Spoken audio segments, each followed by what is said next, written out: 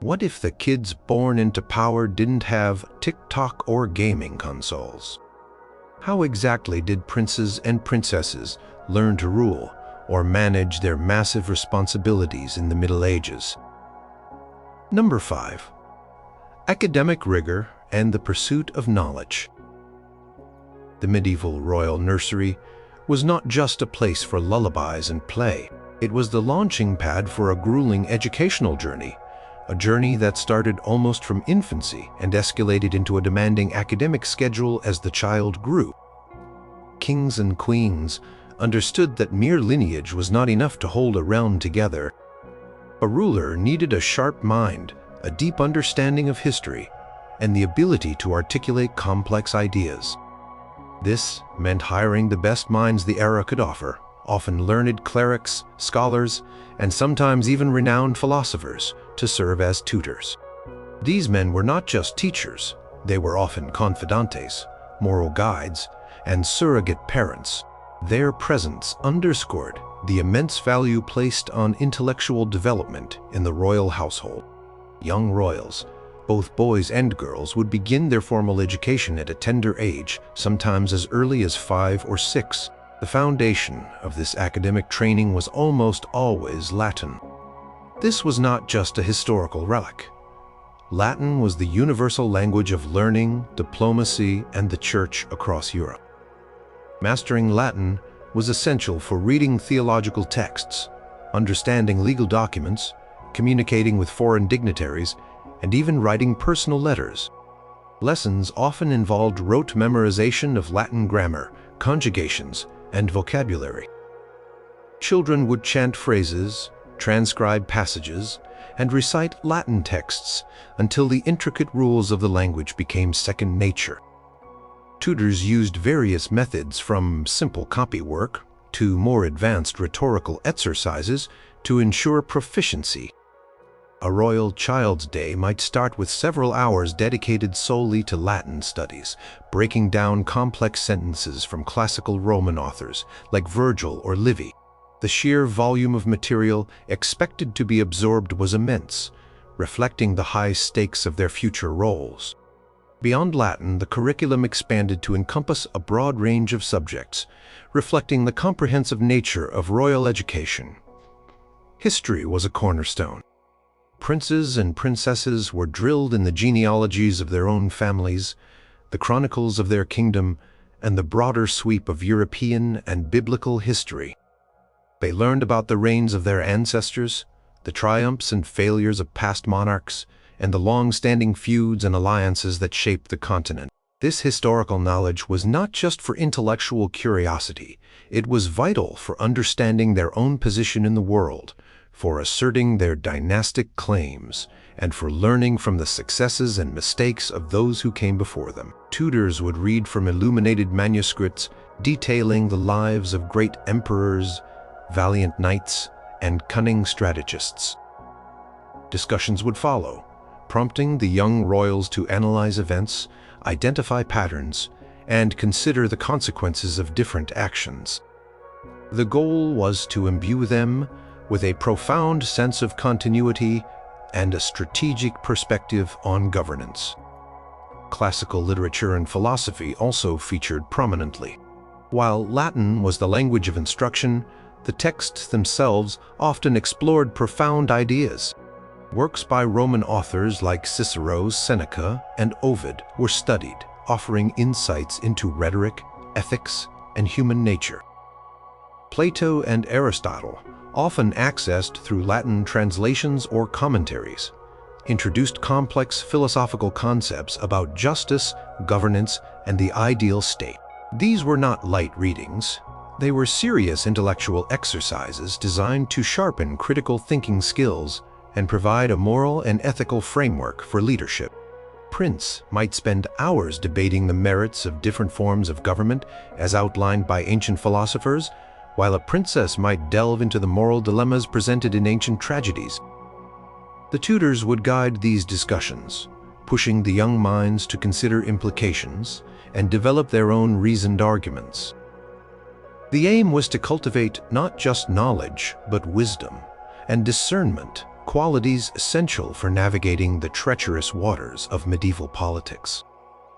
Mathematics, while perhaps not taught with the same fervor as Latin or history, was also part of the curriculum. It was practical mathematics, focused on accounting, land measurement, and the logistics of managing vast estates or armies. Basics arithmetic was essential for understanding royal finances, calculating tribute, and ensuring fair taxation. Geometry had applications in architecture and engineering, useful for overseeing castle construction or siege warfare.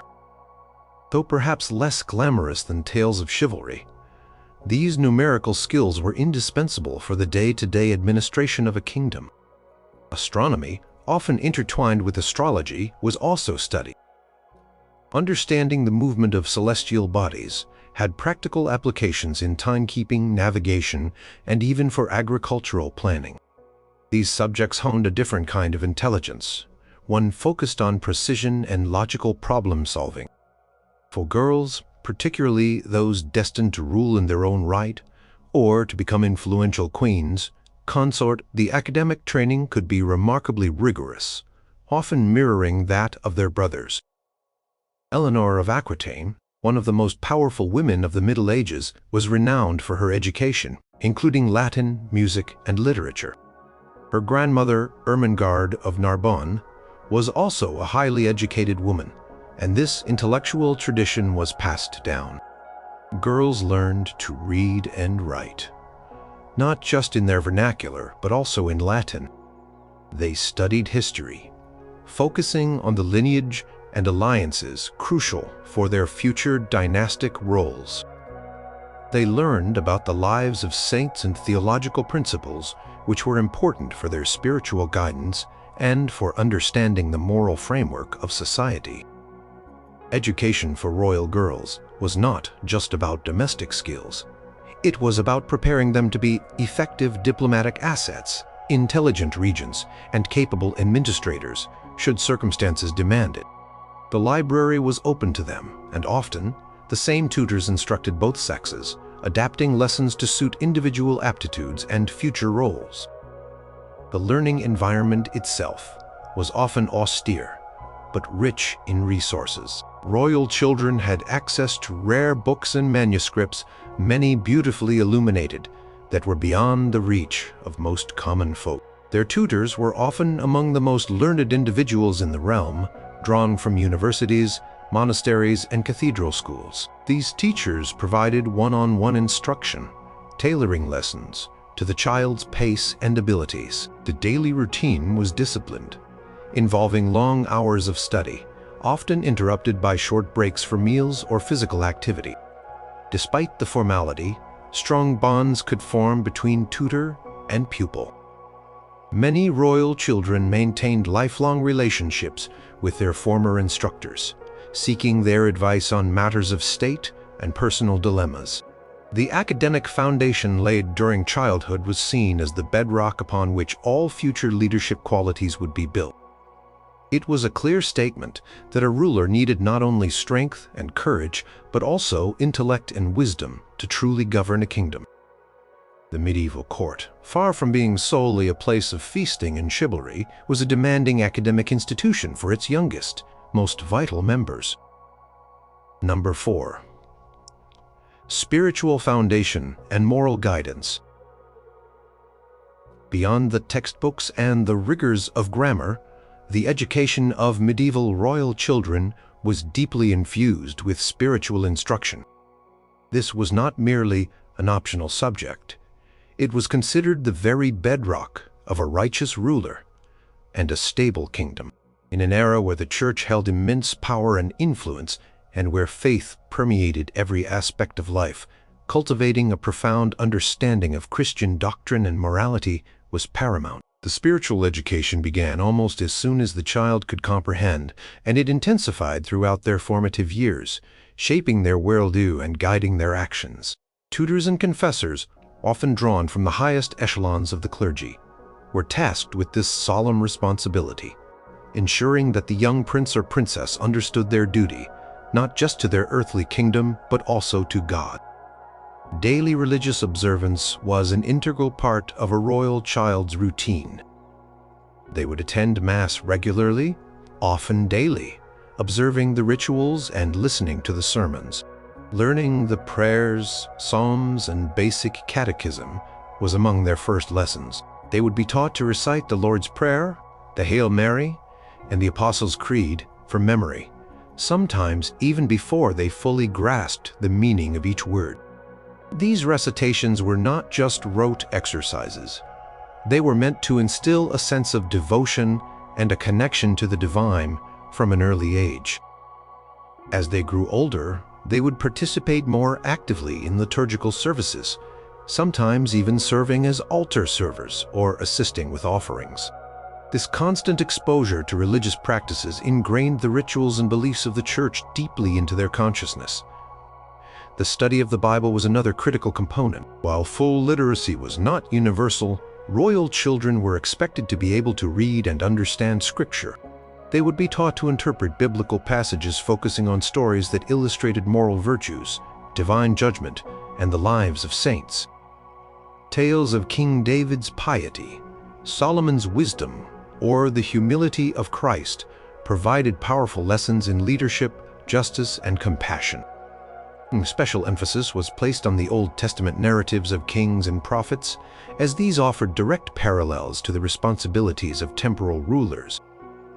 For example, the stories of Moses leading his people, or Nehemiah rebuilding the walls of Jerusalem, provided models of leadership, perseverance, and divine favor. Tutors would guide discussions on these texts, drawing out moral lessons and applying them to potential future scenarios the royal child might face. Concept of divine right, the belief that a monarch's authority came directly from God, was also a central teaching. This doctrine underscored the immense responsibility placed upon a ruler. It meant that a king or queen was accountable to God for the welfare of their subjects and the spiritual health of their realm. This teaching was meant to inspire piety and righteous governance, but also to instill a sense of absolute duty. The royal child was taught that their reign was a sacred trust, not merely a birthright. This belief shaped their understanding of justice, war, and peace. Acts of governance were framed not just as political decisions, but as moral choices, with eternal consequences. Moral philosophy and ethics, rooted in Christian teachings, were woven into every lesson. The 7 deadly sins and the 7 cardinal virtues were explained in detail. Lessons on humility, charity, prudence, justice, fortitude, and temperance were emphasized as essential qualities for a virtuous ruler. Conversely, the dangers of pride, wrath, greed, and envy were highlighted through historical examples and biblical parables. For example, a tutor might recount the downfall of a proud king from history, linking it directly to the sin of hubris and warning against its destructive power. Discussions on moral dilemmas were encouraged, prompting the child to think through complex situations and arrive at ethically sound decisions based on Christian principles. This comprehensive moral framework was intended to guide their personal conduct and inform their public policy, ensuring that their rule would be just and honorable. The lives of saints were often presented as exemplars of Christian virtue. Stories of Saint Louis IX of France, known for his piety, justice, and charity, would have been particularly inspiring. His acts of building hospitals, providing for the poor, and mediating disputes were held up as models for a Christian monarch. Girls might be taught about Saint Elizabeth of Hungary, who dedicated her life to helping the poor and sick, embodying boundless compassion and selflessness. These biographies provided tangible examples of how faith could be lived out in action, even in positions of power and privilege.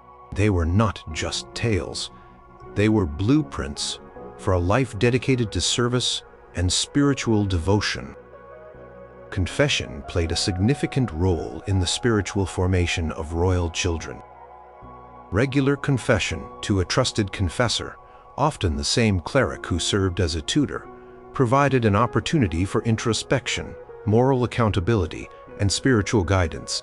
This private ritual allowed the child to reflect on their actions, confess their missteps, and receive absolution and counsel. It reinforced the idea of personal responsibility and the constant striving for moral improvement. Confessor often served as a crucial figure in the child's life, offering not just spiritual direction, but also a listening ear and a source of wisdom. For royal girls, spiritual education also included a strong emphasis on modesty, chastity, and obedience, especially if they were destined for marriage alliances. They were taught to be devout, to manage a pious household, and to raise their children in the faith. While they might not lead armies, their role in upholding the moral fabric of the court and providing spiritual leadership for their families was considered vital. Many queens and princesses were known for their deep piety, founding monasteries, commissioning religious art, and engaging in charitable works, all of which were encouraged by their early spiritual training. For instance, Queen Margaret of Scotland, wife of King Malcolm III, was renowned for her piety and efforts to reform the Scottish Church, a reflection of her profound spiritual upbringing. Beyond the formal lessons, the very atmosphere of the court was permeated with religious symbolism and observance. Chapels were central to castles, crosses adorned regalia, and oaths were sworn on sacred relics. Royal children lived in a world where God was believed to be an ever-present force, and their education reinforced this reality. The goal was to produce rulers who were not only politically astute and militarily capable, but also deeply spiritual and morally upright, ensuring the salvation of their own souls and the well-being of their Christian subjects. Their reign, it was hoped, would be a reflection of divine order on earth. Number 3. Martial and practical arts for governance. While the academic and spiritual foundations were crucial, medieval royal education was never confined to books and prayers. For young princes, and sometimes even for princesses, a substantial portion of their upbringing was dedicated to the practical skills necessary for governance, leadership, and warfare. A medieval monarch was not just a figurehead. They were expected to be a commander, a judge, an administrator, and a diplomat. This demanded a hands-on approach to learning, often beginning at a very young age, and involving a host of skilled instructors who taught everything from horsemanship to the intricacies of courtly law. The training was rigorous, often dangerous, and designed to forge a resilient and capable ruler.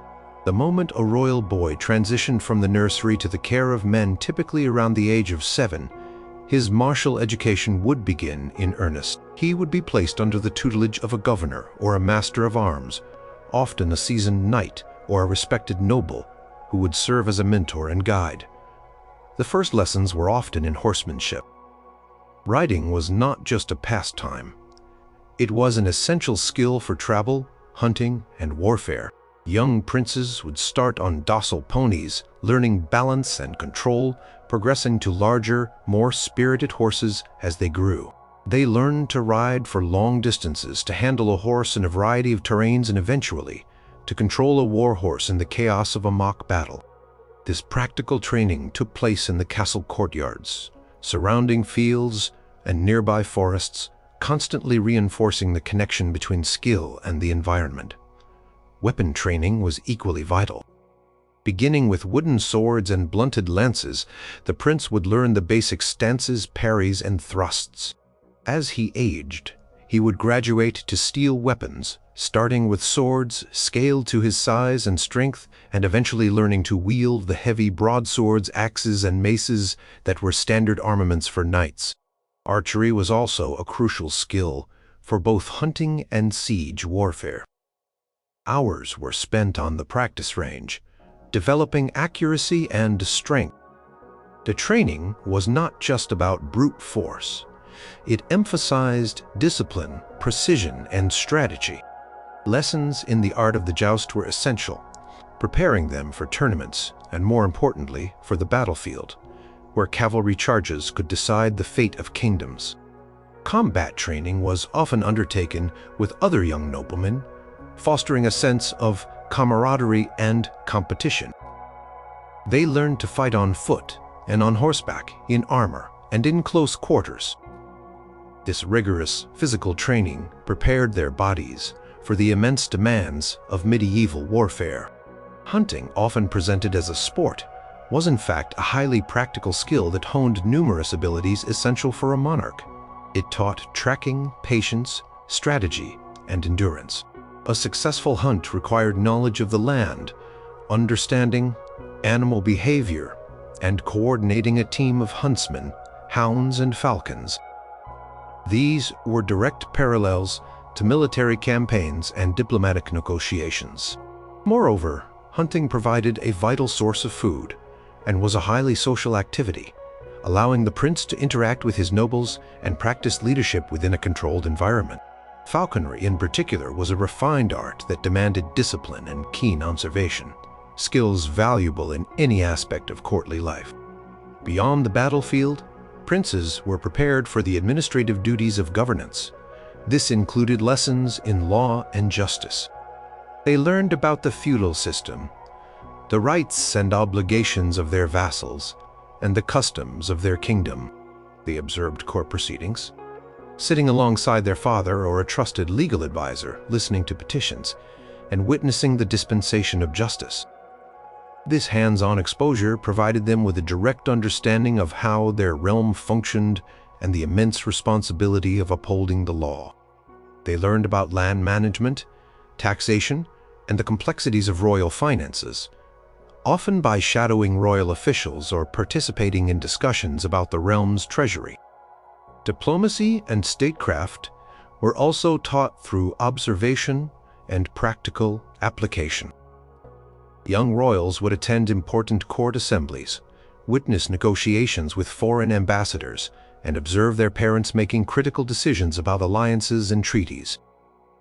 They were taught the intricacies of heraldry, the study of coats of arms and noble lineages, which was essential for identifying allies and enemies and understanding dynastic claims.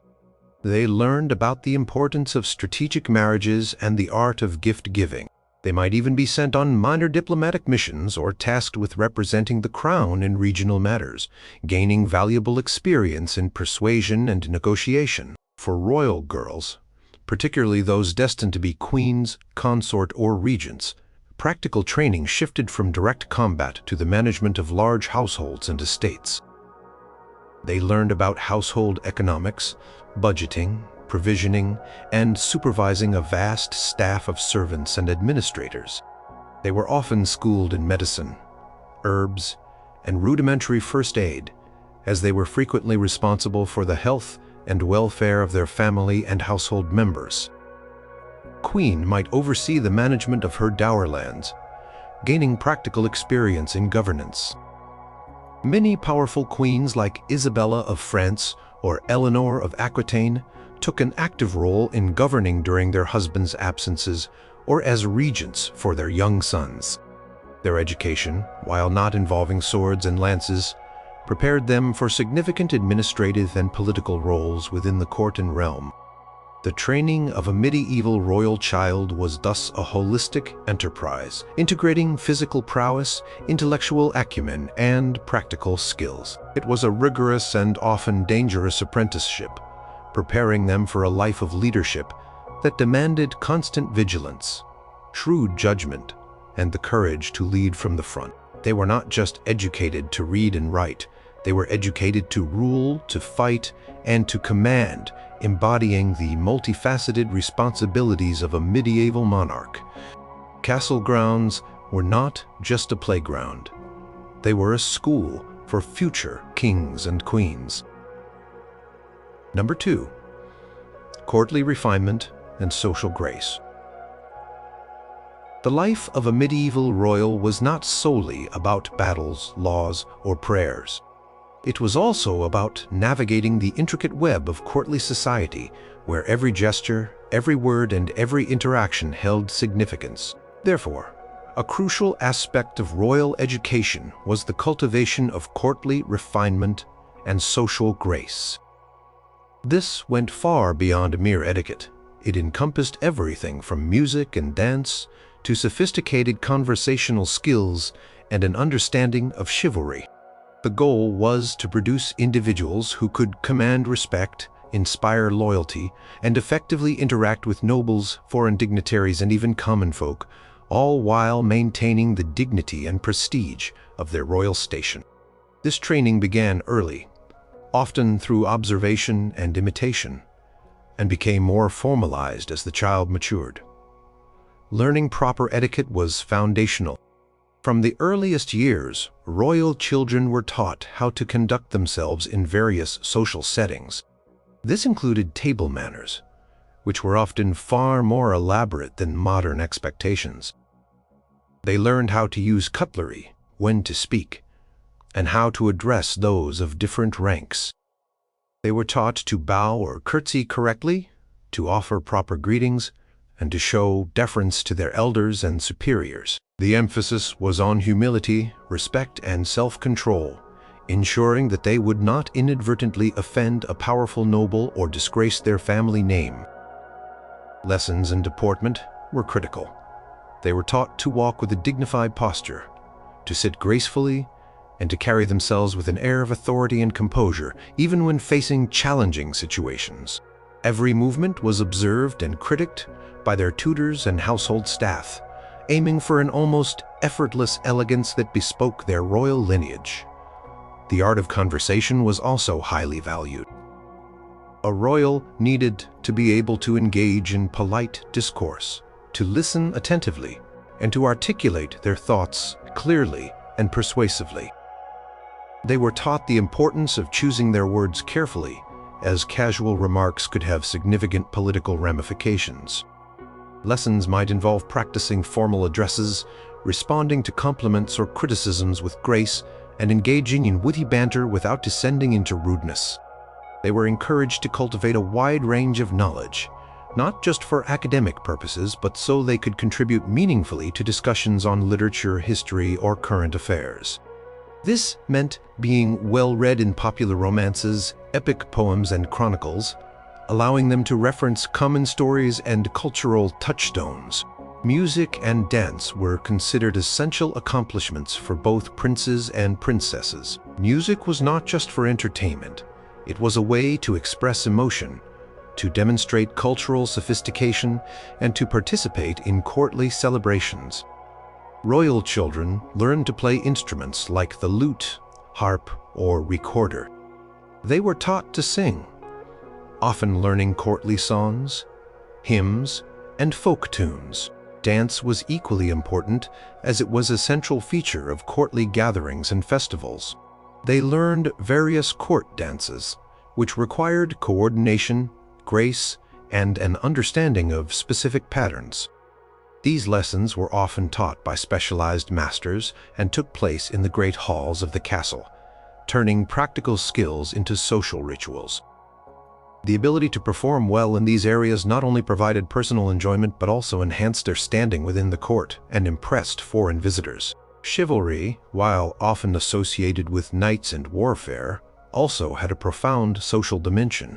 Royal boys were steeped in the ideals of chivalry, honor, courage, loyalty, courtesy, and protection of the weak. They learned about the code of conduct that governed interactions between knights and how these principles extended to their dealings with ladies, the church, and commoners. This was taught through stories of legendary heroes like King Arthur and Charlemagne, and through the direct example of the knights and nobles around them. They learned the importance of keeping their word, upholding justice, and demonstrating generosity. For royal girls, chivalry meant being the embodiment of grace and virtue, inspiring knights to noble deeds, and often serving as patrons of chivalric orders and tournaments. They learned to understand the symbolism and expectations of the chivalric code, which was integral to the culture of the nobility. Understanding social hierarchy and the intricacies of courtly life was paramount. Royal children learned to distinguish between various ranks of nobility, clergy, and commoners, and to understand the proper way to interact with each. They observed how their parents managed their court, distributed patronage, and handled disputes between vassals. They learned about heraldry, not just for identifying families, but for understanding the complex web of relationships and alliances within the aristocracy. They absorbed the unwritten rules of court politics, the subtle cues, and the art of discretion. This was often learned less through formal lessons and more through immersion, observation, and direct experience. They lived in a world where alliances shifted like the wind, and personal connections could be as powerful as armies. Games and recreational activities also played a role in cultivating social skills. Chess, a popular game among the nobility, taught strategic thinking, foresight, and patience. Board games and card games, when they became available, fostered competitive spirit within controlled settings. These activities, while seemingly frivolous, provided opportunities for informal interaction, honing their ability to think under pressure and to interact gracefully, whether in victory or defeat. For princesses in particular, the cultivation of social graces was central to their destiny. They were often groomed from birth to be diplomatic assets, marrying into foreign royal houses to forge alliances. Their ability to adapt to a new court, to charm new in-laws, and to manage a complex household in a foreign land was a direct result of their early training in refinement and adaptability. They learned not just the customs of their own court, but often those of their prospective husbands' realms, sometimes even learning new languages and local traditions to prepare them for their future roles. The elegance, poise, and social dexterity displayed by figures like Anne of Bohemia, who became Queen of England, or Isabella of Castile, the future Queen of Spain, were direct products of an education that prioritized courtly refinement as much as any other skill. Cultivation of courtly refinement and social grace was therefore not a superficial embellishment, but a fundamental part of medieval royal education. It was about developing the character and bearing necessary to command respect, manage relationships, and project an image of power and legitimacy, ensuring that the royal child was not just born to rule, but was also equipped to lead with charisma and authority. Number 1. Gendered paths and distinct expectations. The education of medieval royal children, while sharing common core elements like spiritual instruction and basic literacy, often diverged significantly based on gender. Society at the time held very distinct expectations for men and women, and royal education mirrored these roles, preparing boys to be rulers and warriors, and girls to be effective consorts, regents, or diplomatic brides. While there were remarkable exceptions of highly educated queens and princesses, the general trajectory of their training was designed to fit them into the prevailing societal structure, albeit at the very apex of that structure. For royal boys, the path was overwhelmingly geared towards kingship and martial prowess. From the moment they were entrusted to male guardians, often seasoned knights or trusted nobles, their lives became a preparation for war and governance. As described earlier, their physical training was intense, involving horsemanship, weapon practice, and hunting. These activities built physical strength, endurance, and strategic thinking, all vital for a future military commander.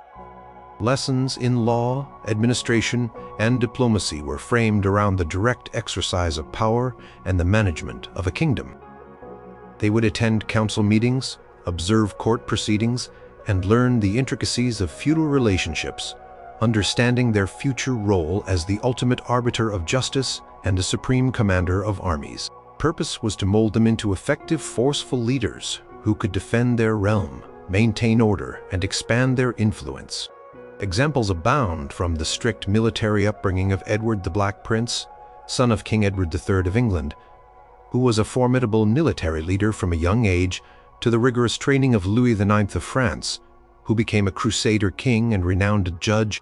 Their education emphasized courage, strategic thinking, and the ability to command respect on the battlefield and in the council chamber. Royal girls, while not excluded from academic pursuits, generally received an education that focused on different competencies. Their academic curriculum might include Latin, French, if not their native tongue, history, and religious texts, but often with a greater emphasis on domestic management, etiquette, and the arts deemed suitable for noblewomen. They were taught to read and write, not only for personal enrichment, but also for managing household accounts, corresponding with family members, and overseeing estates. Needlework, weaving, and other domestic arts were important skills, as a queen or noblewoman was expected to manage a large household, overseeing the production of textiles, clothing, and ensuring the smooth running of the domestic sphere. This was not a minor task. A royal household was a vast, complex operation, akin to running a small government department. Music, dance, and polite conversation were highly emphasized for girls, as these were vital for social graces and for fulfilling their roles as hostesses and diplomatic figures. Princess was expected to be charming, cultured, and capable of engaging in sophisticated social interaction, as she might one day be sent to a foreign court to solidify an alliance through marriage. Her ability to integrate into a new environment and represent her family's interests with grace was paramount. She might learn multiple languages, not just Latin, but also the vernacular languages of neighboring kingdoms, preparing her for a future as a foreign queen. Eleanor of Castile, who married Edward I of England, was known for her intellectual curiosity and patronage of the arts, which was nurtured through her education. She effectively served as a political and cultural ambassador. The spiritual education for girls, while equally rigorous, often had a different emphasis. While boys learned about the divine right of kings and their role as God's chosen ruler, girls learned about piety, charity, and the virtues of a Christian wife and mother. They were taught to be devout, to manage a pious household, and to raise their children in the faith. Many royal women became patrons of monasteries, hospitals, and charitable institutions, a reflection of their early spiritual training that emphasized compassion and good works. They were also taught about the lives of female saints who embodied virtues like fortitude, wisdom, and selfless devotion. While boys were prepared for direct leadership and military command, girls were often prepared for roles as regents or influential consorts. Many medieval queens found themselves ruling in their husband's absence, during their sons' minorities, or even in their own right, as was the case for rulers like Isabella, the First of Castile. Their education in history, law, and administration, though sometimes less overt than their brothers, provided them with the necessary foundation for these demanding roles. They learned to understand the intricacies of court politics, to navigate alliances, and to exert influence through diplomatic channels and strategic marriages. Their education was about managing power indirectly, through persuasion, networking, and the exercise of administrative authority. The distinct expectations extended to physical activities as well. While boys engaged in jousting and mock battles, girls might learn to ride side saddle gracefully, suitable for processions and travel. They might also learn falconry, a popular noble pastime that required discipline and skill but did not involve the same level of physical risk as knightly combat. Their attire and demeanor were also cultivated to embody modesty, dignity, and elegance, reflecting their perceived role as symbols of beauty and virtue within the court. Ultimately, the gendered paths in medieval royal education were not about limiting knowledge, but about preparing children for their specific, often predetermined roles within a highly structured society. Both boys and girls received an education designed to maximize their effectiveness in their future positions, whether as powerful monarchs on the battlefield or influential queens, shaping alliances and managing vast households. The education of a royal child was a testament to the belief that greatness was not just inherited, but meticulously cultivated.